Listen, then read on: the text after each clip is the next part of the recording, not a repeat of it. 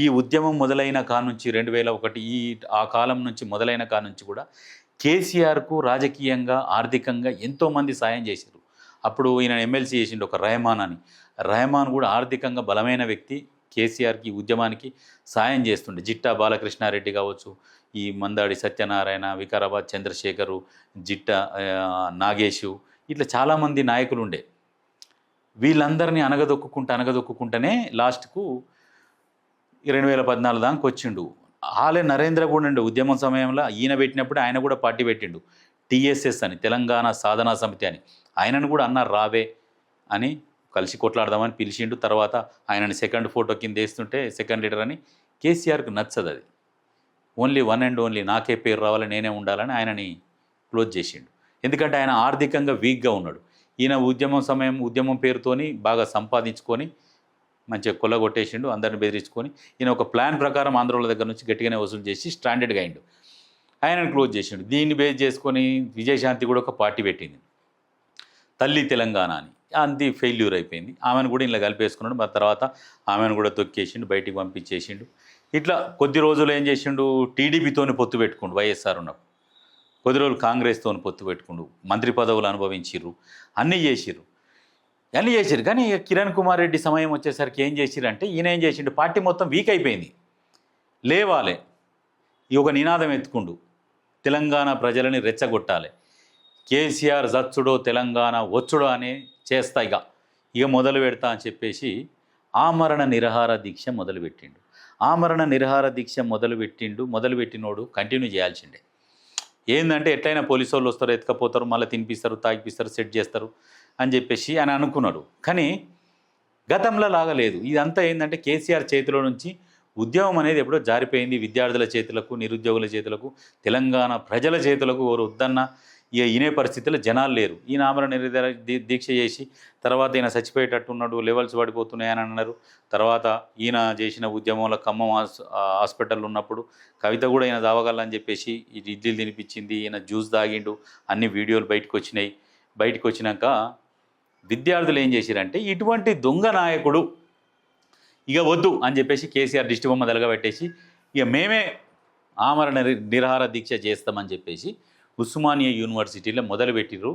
అప్పుడు ఎట్లా అంటే ఇట్లా అగ్గి ఆజ్యం పోసి ఇట్లా రగులుతున్నది. కేసీఆర్ దిష్టి బొమ్మలు తల్లేసిరు, కేసీఆర్ వద్దని చెప్పేసి ఆంధ్ర అనేసిరు. అనగానే ఇక కేసీఆర్ మొత్తం ఇక మనం మనుగడకే ప్రమాదం అయిపోయింది, మనం దేంట్లో కూడా చెల్లకుండా పోతాం, ఇక ఏం చేయాలి, లాభం లేదు, ఇక ఎట్టనన్నా చేసి కంటిన్యూ చేయాలి, లేకుంటే రాజకీయ భవిష్యత్తు ఉండదని మళ్ళీ కంటిన్యూ చేసిండు. కొద్ది రోజులు చేసి మళ్ళీ ఎమ్మటే కంటిన్యూ చేసిండు.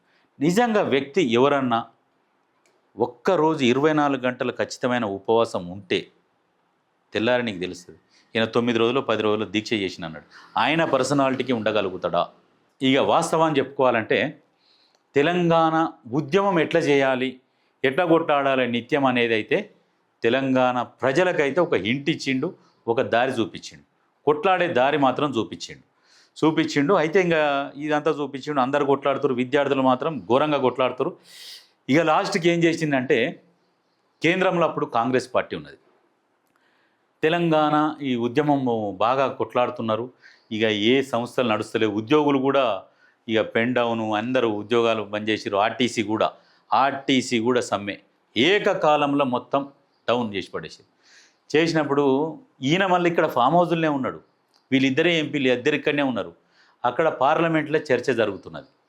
సోనియా గాంధీ పాపం నిజంగా తెలంగాణ ఇచ్చిన తల్లి అనే చెప్పుకోవాలి. అయితే వీనేమనుకున్నాడంటే, ఎంతమంది కొట్లాడినా వాళ్ళు ఏడిస్తారు తెలంగాణ, ఓషిమే ఉన్నది, ఇద్దరం అంత ఆల మనసులైనా సపడే కూర్చుంటారు, తెలంగాణ ఇయ్యరు అనే ఒక నమ్మకంతో, బలమైన నమ్మకంతో ఉన్నాడు. దానికంటే ముందు కూడా ఒక డైలాగులు కొట్టిండు ఇయ్యడని. తెలంగాణ ఇస్తే నా పార్టీని కాంగ్రెస్ పార్టీలో మెర్జ్ చేస్తే నాకు ఇంతకంటే పెద్దగా నాకు ఏ పదవి అవసరం లేదు, నాకు తెలంగాణ ఇస్తే చాలు అని అన్నాడు. దాంతోపాటు ఈ డైలాగులు కొట్టుకోండి, ఒకవేళ తెలంగాణ వస్తే తెలంగాణ తొలి ముఖ్యమంత్రి దళితుడే అని కూడా చెప్పిండు. దాంతోపాటు దళితులకు 3 ఎకరాల భూమి, రకరకాల హామీలు ఇవన్నీ ఎలక్షన్లలో చేసిండు. అన్నాక పార్టీని మెర్జ్ చేస్తా అని చెప్పిండు, అన్నీ చేస్తాడు. కాంగ్రెస్ పార్టీ తెలంగాణ ఇయ్యాలి అని అనుకున్నప్పుడు ఏంది అంటే, ముందు నొయ్యి వెనక గొయ్యి అన్నట్టున్నది కాంగ్రెస్ పార్టీ పరిస్థితి. ఇది వాస్తవం. ఇది తెలంగాణ ఇస్తే, తెలంగాణ ఏర్పడితే మాత్రం ఆంధ్రాలో ఎవరు ఓటేయరు, ఆంధ్రాలో మాత్రం చచ్చిపోతుంది అనేది ఉన్నది. మరి తెలంగాణలో ఇస్తే తెలంగాణలో వాళ్ళు ఓట్లు వేస్తారు అనే ఒక నమ్మకము ఏర్పరచుకున్నారు. కాంగ్రెస్ ఏర్పరచుకున్నది. ఇక ఇయ్యాలి, ఇంతమంది విద్యార్థులు చనిపోతున్నారు, సరే కొద్ది రోజులు చేసి చల్లగైతారేమో అని అనుకున్నాం, కానీ ఇక వీళ్ళు ఆగేటట్టు లేరు అని చెప్పేసి ఈ విషయం మీద పార్లమెంట్లో చర్చ జరుగుతున్నప్పుడు ఈయన లేడు, ఈ పోటేషేమో ఫామ్ హౌస్లో పన్నాడు. అయితే తెలంగాణ ఎందుకు ఇవ్వాలి, ఎందుకు ఇవ్వద్దు అనే చర్చ జరుగుతున్నది. చర్చ జరుగుతున్న సమయంలో కేంద్ర మంత్రి జైపాల్ రెడ్డి, ఆయన ఇంక స్వచ్ఛ సొరగాన ఉన్నట్టుండు, కానీ తెలంగాణ ఏర్పడడానికి ప్రధాన కారణం ఆయన చెప్పిండు. గంటన్నర సేపు ఎందుకు ఇవ్వాలి తెలంగాణ ఎట్లా ఆగమైంది, తెలంగాణని ఎట్లా ఆగం చేసిరు అనేది క్లియర్గా చెప్పిండు. సినిమా ఇండస్ట్రీలో కూడా తెలంగాణ వాళ్ళని ఎదగనియట్లేదు, వ్యాపారాలలో కూడా ఎదగనియట్లేదు, తెలంగాణ భూములు మొత్తం దోసుక తిన్నారు, తెలంగాణ భూములలో ఫ్యాక్టరీలు పెట్టుకొని తెలంగాణ మొత్తం కాలుష్యం అయిపోతుంది, మొత్తం కాలుష్య కొరలలో చిక్కుకుపోయింది, ఫ్లోరైడ్ బాధితులు ఉన్నారు, వీళ్ళు ఫ్యాక్టరీలు ఇక్కడ పెట్టుకుంటున్నారు, వీళ్ళ భూములలో పంటలు పండించుకుంటున్నారు. తెలంగాణ కనీసం ఫ్యాక్టరీలలో కూడా మొత్తం గుమస్తాపో జాబులేమో తెలంగాణ వాళ్ళకు, మంచి మంచి జాబులు వీళ్ళకు, ప్రభుత్వ ఉద్యోగాలు సైతం వాళ్ళకి ఇచ్చుకుంటున్నారు. అవుట్ సోర్సింగ్ మీద రిక్రూట్ చేసుకోవాలి, తర్వాత పర్మనెంట్ చేసుకోవాలి. ఇట్లా తెలంగాణ వాళ్ళని ఎక్కడ కూడా జాబులలో లేకుండా చేసిరు. తెలంగాణని ఒక ఎట్లా అంటే బందీలుగా చేసి వీళ్ళు ఆట ఆడుకుంటున్నారు ఆంధ్ర పాలకులు. ఎక్కడ కూడా నీళ్లు కూడా తెలంగాణకు వచ్చే దిక్కు లేదు. ఓన్లీగా మొత్తం ఆగమైపోయింది. ఏది బోరు బోర్లతోనే తెలంగాణలో వ్యవసాయము. వీళ్ళు ఎక్కడ కూడా ఆర్థికంగా బలంగా లేరు అని చెప్పేసి ఇక ఎన్ని రకాలల్లో చెప్పాలో తెలంగాణ ఎందుకు కావాలో అని చెప్పేసి అన్ని రకాలుగా పార్లమెంట్లో గలమెత్తింది జైపాల్ రెడ్డి. మరి అక్కడ ఎంపీలు, తెలంగాణ ఎంపీలు, ఆంధ్ర ఎంపీలు ఉన్నారు. ఇవన్నీ ఉన్నారు. తెలంగాణ ఎందుకు ఇయ్యొద్దు అని చెప్పేసి ఆంధ్ర ఎంపీలను అడిగారు అక్కడ స్పీకర్ గారు. మేము హైదరాబాద్లో వచ్చినాం, డెవలప్ చేసినాం హైదరాబాద్ను మొత్తం, మమ్మల్ని ఇప్పుడు తెలంగాణ ఇస్తామంటే మేము ఎక్కడికి పోవాలి అని చెప్పేసి వీళ్ళు పట్టుమని ఒక 10 నిమిషాలలో కూడా ముగించేసారు. మా ఆస్తులు ఉన్నాయి, మా ఆస్తులకు మరి రక్షణ ఎక్కడ ఉంటుంది, మేము ఇక్కడ పెట్టుబడులు పెట్టినాము అని చెప్పేసి అదొక్కటి మాత్రమే చెప్పారు. పెట్టుబడులు ఎవరి కోసం, వాళ్ళ కోసం పెట్టుకునే అది చెప్పేసరికి సోనియా గాంధీ డైరెక్ట్ చెప్పేసింది, తెలంగాణకు సహకరించాలనుకుంటే హౌజ్లో ఉండండి, తెలంగాణని వ్యతిరేకించే వాళ్ళు హౌస్ బయటికి పోండి అని చెప్పేసి హౌస్ గొల్లాలు పెట్టేసి తెలంగాణ అనౌన్స్ చేసేసింది. అంటే ఇక్కడ ఎవరు గ్రేట్ అంటే నువ్వు కేసీఆర్ కూడా వివరించలేకపోయాడు. కేసీఆర్ లేడు, తెలంగాణ వచ్చింది.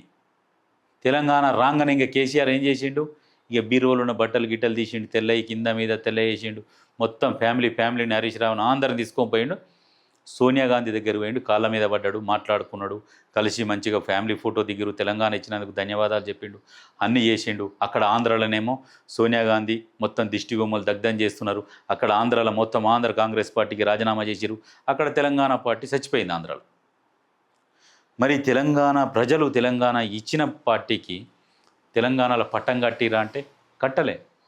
అదొక్క చరిత్ర తప్పిదం, అదొక్కటి జరిగింది. ఇచ్చినందుకు నిజంగా తెలంగాణ ప్రజలు 2014లో పట్టం కట్టింటే ఇవాళ ఈ అప్పుల ఉబిల దిగకపోతుండే. అందరూ ఏమనుకున్నారంటే కాంగ్రెస్ గినక పట్టం కడితే మళ్ళా ఆంధ్రోళ్ళు ఏమైనా పరిపాలిస్తారేమో, తెలంగాణ ఆగమైపోతుందేమో అని ఒక భయంతోని టీఆర్ఎస్కు పట్టం కట్టిరు. ఇది వాస్తవం. లోపల ఒక భయం ఉండే, మళ్ళీ ఎందుకులే మనోనికి ఒకసారి అవకాశం ఇచ్చి చూద్దామని ఇచ్చిరు.